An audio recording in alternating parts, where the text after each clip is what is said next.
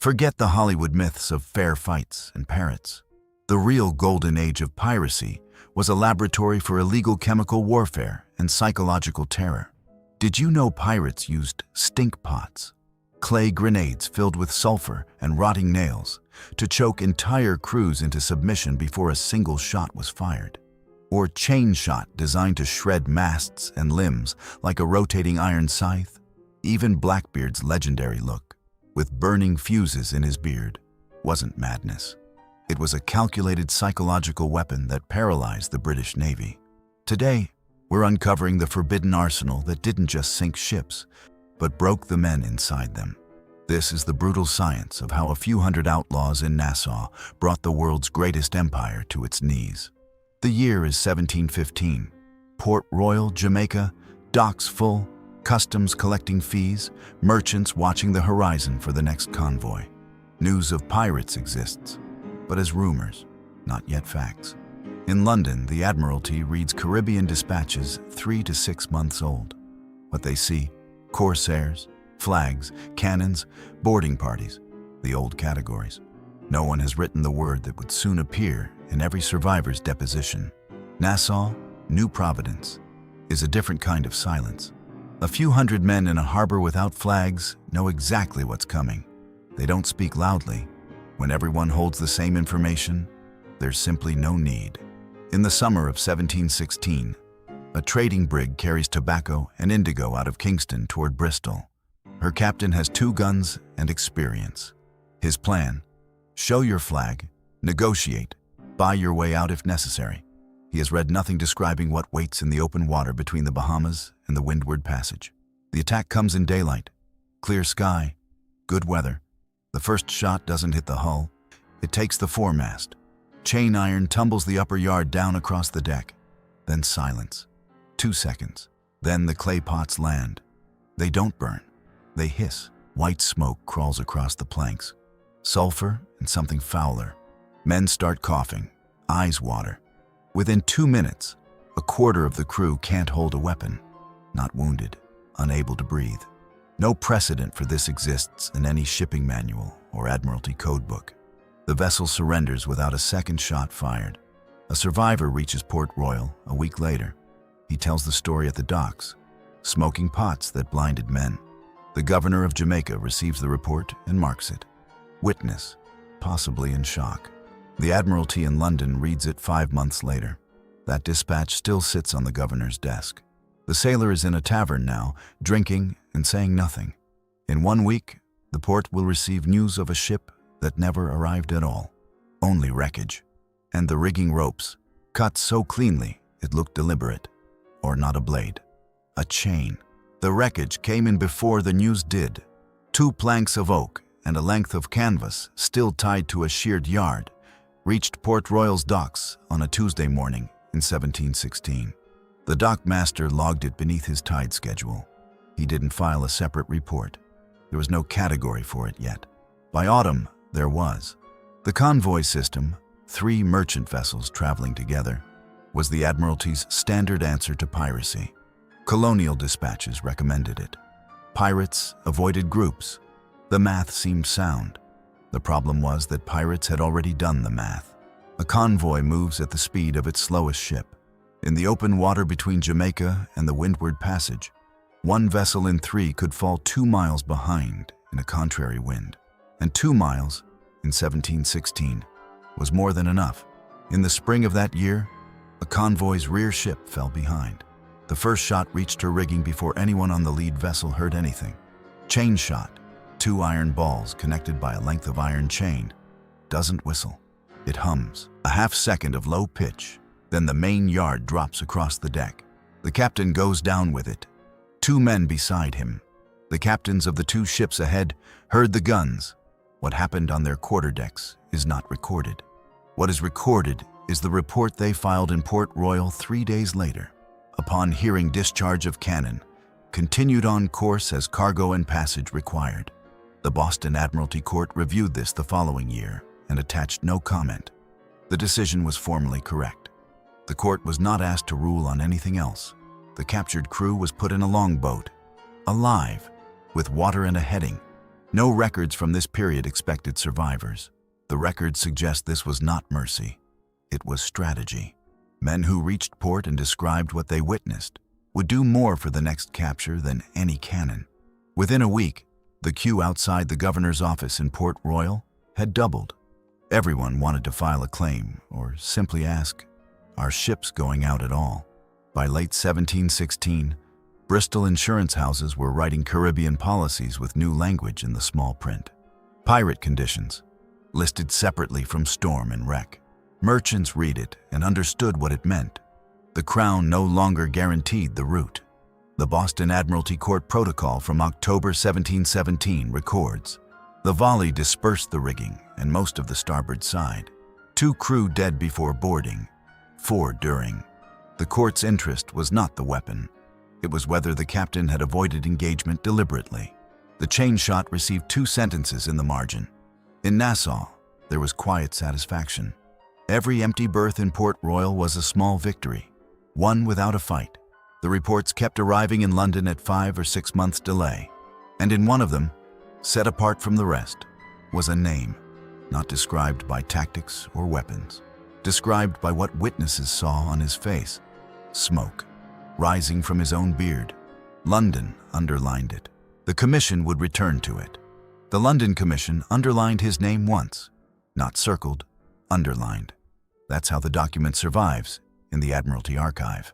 1 line beneath a name and a margin note that reads, "See attached witness statement, Charleston." No other annotation. The witness statement describes a man stepping out of his own smoke. Edward Teach, Blackbeard, didn't invent fear. He manufactured it at scale, repeatedly, with the same components, in the same order, slow-burning match cords woven into his beard. Not burning, smoldering. The difference is critical. Fire is visible and understood. Smoke rising from a human face without flame has no rational explanation. The brain fills in what it cannot categorize. It doesn't fill in sailor with a tactical prop. It fills in something else, something older. 6 pistols on a crossbelt, worn always when boarding. 2 or 3 may have been unloaded. No surviving inventory confirms otherwise. But 6 pistols in 1717 meant 6 minutes of continuous fire without reloading. For a man closing distance with a boarding axe, 6 minutes is not a number. It's an end. The Charleston blockade of May 1718 is a documented event. Queen Anne's Revenge, 40 guns, a captured French slaver, stood at the harbor entrance for 5 days. No vessel entered or exited. A fleet of 5 or 6 fully rigged merchant ships sat in the dock, loaded and ready, and did not move. Not because any one captain was a coward, because none of them would go first. Teach took hostages from vessels at the harbor mouth, among them members of the Colonial Council. His demand reached Governor Johnson by midday. It was not gold, not the release of imprisoned pirates. It was a chest of medicine. The governor complied. The hostages were released. The medicine was delivered. And the fear that settled over Charleston after that was worse than if he'd taken gold, because no one could explain the logic. An enemy whose motives don't fit standard categories is an enemy you can't calculate. The Colonial Council had no protocol for this. There was no line in any dispatch manual that covered it. No one knows for certain why Teach shot his own navigator, Israel Hands, beneath the table one evening without warning. But when his crew asked why, his answer was recorded. "If I don't kill one of you now and then, you'll forget who I am." That is not an impulse. That is a policy. By August 1718, the king's pardon deadline was approaching. Most of Nassau had already accepted it. Teach formally received his pardon through Governor Charles Eden of North Carolina. He was, on paper, a law-abiding subject. He continued attacking ships. Governor Eden received a share of the cargo. The documents confirming this appeared later, at trial. In Virginia, Lieutenant Robert Maynard received his orders. 2 small sloops. No cannon. The Admiralty's instructions were clear. This was not a negotiation. Maynard left Virginia's Elizabeth River on November 17, 1718, with 2 shallow draft sloops, Jane and Ranger.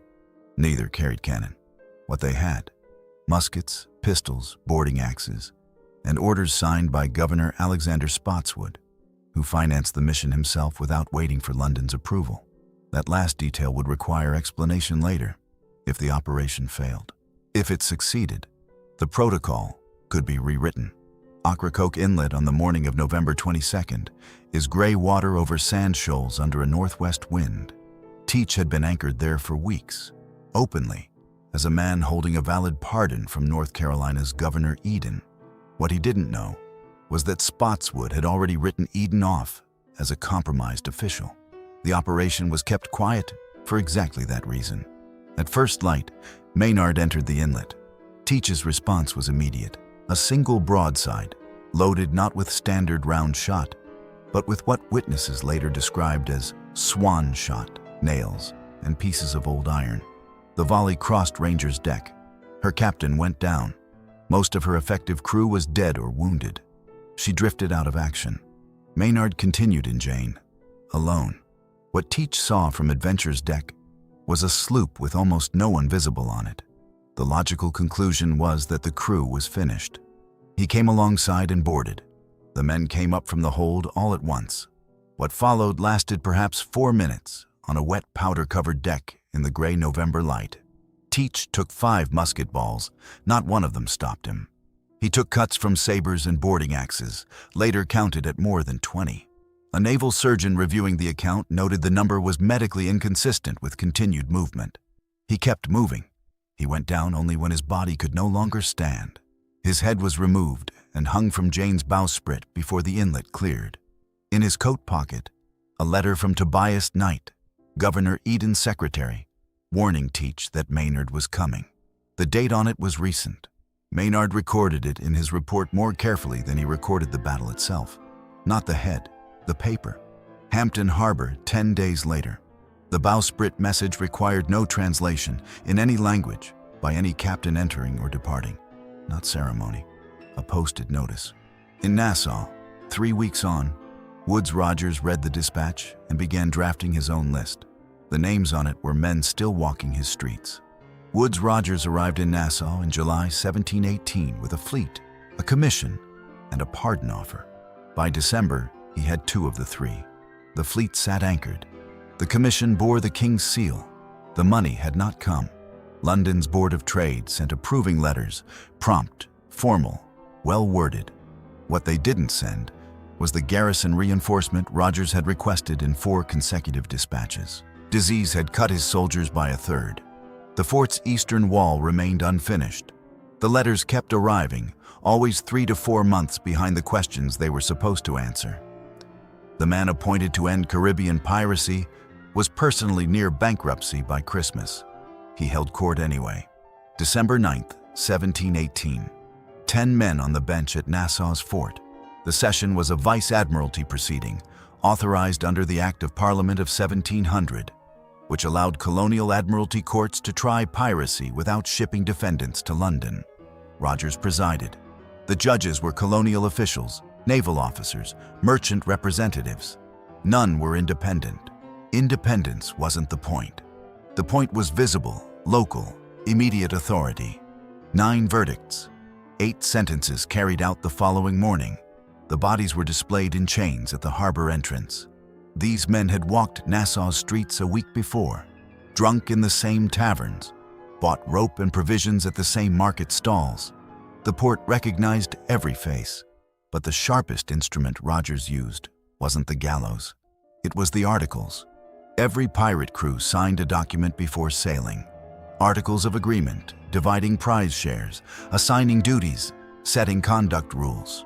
These papers confirmed voluntary membership.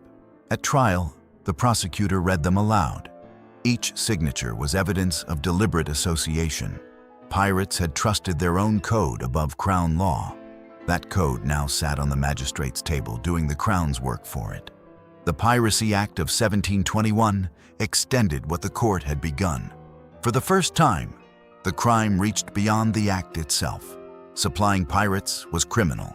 Trading with them was criminal. Knowing and staying silent was criminal. The tavern keeper who sold a pirate a barrel of salt pork was now liable. The act also required merchant captains to resist boarding. Those who surrendered without engagement faced fines. A man caught between a pirate and the law now had no neutral position to stand on. By 1721, Nassau had a church under construction. Insurance rates on Atlantic routes were adjusting downward for the first time in 6 years. But one name had never appeared in any Nassau court record. He had left the Caribbean entirely, moving south along the West African coast, taking ships the way a clerk processes files. Methodically, over 400 vessels by most counts, more than anyone in this era. His name was Bartholomew Roberts, and HMS Swallow was already in the water looking for him. HMS Swallow reached the waters off Cape Lopez, on the Gabon coast, on February 5, 1722. Captain Challoner Ogle knew Roberts was anchored nearby. He also knew that a Royal Navy warship appearing directly would trigger an immediate defensive formation. So he didn't appear directly. He moved slowly, visibly, in a direction that looked like retreat. Roberts' sloop Ranger was sent to chase what looked like a fleeing merchantman. Ranger followed Swallow past the headland and out of sight of the main fleet. What came back around the point was not a fleeing merchantman. The engagement lasted under an hour. Ranger struck her colors. Her crew was taken below and locked down. On February 10th, Swallow returned to Cape Lopez and found Royal Fortune still at anchor. Roberts was on deck in full dress, silk coat, diamond cross on a chain, pistols on a belt, when the first broadside came. A piece of grape shot took him in the throat. He was dead before anyone around him understood what had happened. No last words, no gesture, no final stand. Just a man in silk on a deck, and then not. His crew demanded he be buried at sea in his full dress. Ogle permitted it. The record suggests this wasn't sentiment.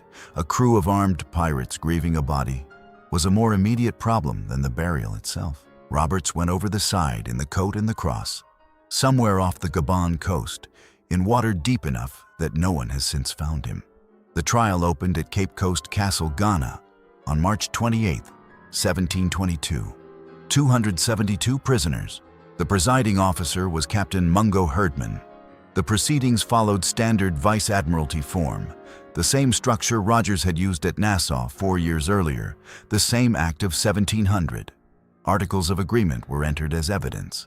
Signatures confirmed voluntary membership. The court worked through the docket in under 2 weeks. 54 death sentences, 2 pardons. The remainder assigned to hard labor in African coastal fortifications. A sentence with its own mortality rate, simply deferred. 65 members of Roberts's crew were African. No charges were filed, no testimony recorded. Ogle's register notes them in a single line. They were sold. The transaction appears in the cargo column, not the prisoner column. London's trading houses received the news in April. The first response was not celebration. It was an actuary's adjustment. Atlantic route premiums dropped for the first time since 1715.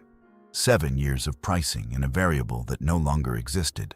The Admiralty filed its summary report that summer. Stinkpots, chain shot, psychological blockade, boarding axes, Admiralty courts, the Piracy Act. The whole sequence logged, categorized, and closed. What had looked, from inside it, like chaos, had a structure visible only from the outside, and only once it was finished. The era ended not at sea. It ended in a column of numbers on an insurance ledger, quietly corrected downward in a London office on an ordinary afternoon.